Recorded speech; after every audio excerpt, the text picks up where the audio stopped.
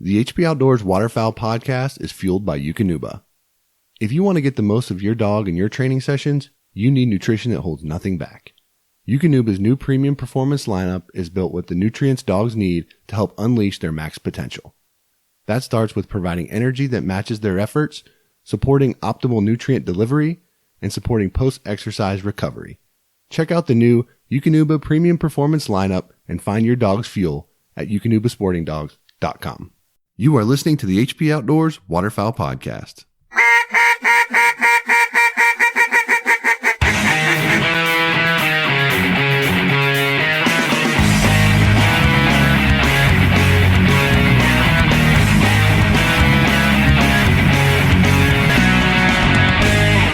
The HP Outdoors Waterfowl Podcast is powered by Cornerstone Gun Dog Academy. CGA is the world's most comprehensive online gun dog training resource. They've got over 160 instructional videos that includes everything you need to take your 7-week-old puppy to a finished gun dog. Visit cornerstonegundogacademy.com to sign up for the free preview module and begin your training journey today. Cornerstone Gun Dog Academy, the most advanced gun dog training resource on the web. Lucky Duck, about the only creature they can't deceive is you. Lucky Duck is more than a brand, it's a lifestyle built around the subtle art of critter deception. So while you're focused on the business end of your shotgun or rifle, know that they're completely focused on what matters most, you. So whether you're in a duck blind, dove field, on a predator stand, or chasing turkeys, they're confident that their products will help you succeed. Check out their full lineup at luckyduck.com and keep up with their latest news by following them on Facebook, Instagram, and Twitter. Lifetime Decoy's new Flex Float Mallard decoys set the new standard for quality and durability in waterfowl decoys. An EVA foam, open bottom construction combined with patent-pended dual flow swim kill system allows for more movement and less wind, the ability to sit flat on ice and dirt, and virtually indestructible design which can be shot or otherwise punctured and still float. Each decoy weighs only 11 ounces with the self-righting keel weights removed or 19 ounces with the weights installed. Check them out today at lifetimedecoys.com. Soundgear is offering a 35% discount to the HP Outdoors listeners for their instant fit industrial and shooter products. You can head over to soundgearhearing.com and use the promo code HPO35 to claim your discount today. Welcome back to the Foundations of Waterfowl Hunting course brought to you by HP Outdoors. We are on lesson number 7 of our module focusing on the hunt. And this lesson is going to be centered around concealment. And I don't think it's an understatement to say that this is probably the most important thing when hunting that can dictate whether you're going to be successful or not. Bottom line, if the birds can see you, they are not going to work your spread and you're going to have a lot of frustrating mornings. So it's something that takes a lot of time, takes a lot of effort. It's not a fun job. It's one of the jobs that people dread, but brushing blinds and things like that is such an important thing. I can't really overstate how critical this phase is. You know, we've done lessons on gaining permission. We've done lessons on scouting, everything else. So much time and energy goes into being where the birds want to be, and then they finally show up. And if you slack on concealment, like you said, you're going to be flaring birds. And if birds are flaring, 9 out of 10 times, the issue is most likely with your hide. That's the way it is. Yeah. And so some of the things you can do to help, right, and stack the deck in your favor is utilize natural cover or sort of like terrain features in a field when possible, right?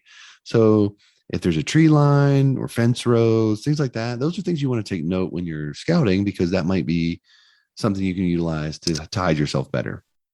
You also want to look for sort of low spots or depressions in the field that can help hide you a little better. Areas that get heavy shadow coverage, or there's just sort of thicker ground vegetation. Those are also going to be great opportunities to hide yourself. Standing corn, of course, is a great one. If you can get birds to finish close enough to the corn edge, that's a great opportunity to hide yourself. So, you know, we think about adding stuff to what we're bringing to the field, but a lot of times you can utilize what's already there to get you a long way down on the concealment path.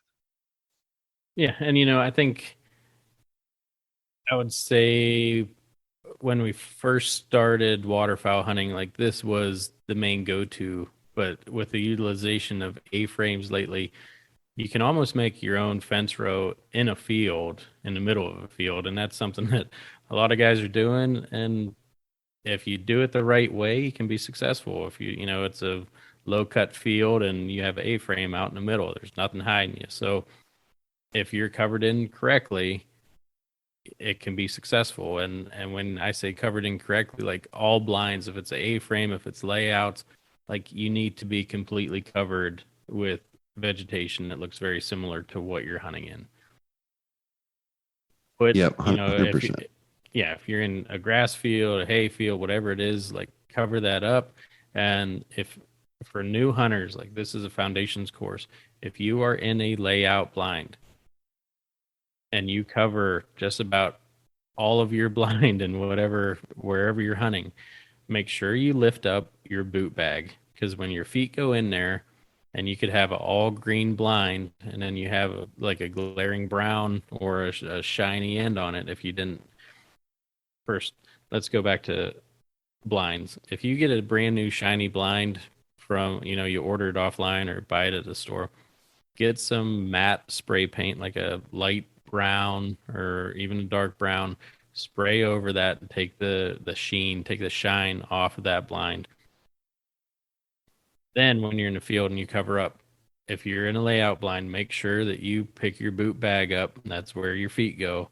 Because once you put your boots in there and it lifts up, it could be, it shouldn't be shiny anymore, but you want to make sure that that's all filled in. Yeah, no question. I mean, that's a step that a lot of guys skip, but it's super, super important.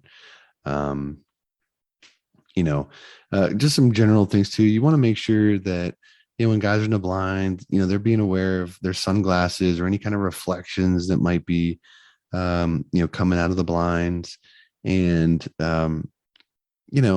just making sure that if your birds aren't finishing, somebody walk outside the blind, take a look at what you're seeing. It's probably going to be pretty clear as to what's going on. And it might just be an easy fix. It might be someone likes to peek a little bit and their face is showing, or whatever it is. But usually, you can diagnose it pretty quickly and get that remedied.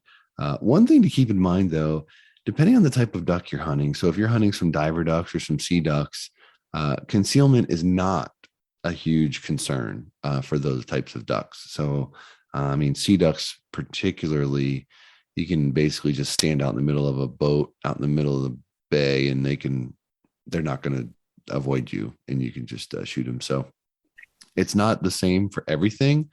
But for any kind of bird where they're going to circle above you and work the spread and get right on top of you and look down, you need to make sure you're all buttoned up tight, or those birds are just not going to finish for you. So keep that in mind as you're scouting and as you're preparing your gear and as you're brushing yourself in and getting ready for the hunt. So that's going to do it for lesson number 7. We're going to move on to lesson 8, where we're going to talk about setting the decoy spread. That's going to do it for this episode of the HP Outdoors Waterfowl Podcast. If you're new to the show, head over to iTunes, check out some of our past episodes, and while you're there, leave us a 5-star rating and review. It's the best way for like-minded hunters just like you to find our show. Check us out on social media, check us out over at hpoutdoors.com, and anywhere you can find quality podcast content. That's going to do it for this week. Till next time, for Dan, I'm Josh. Take care.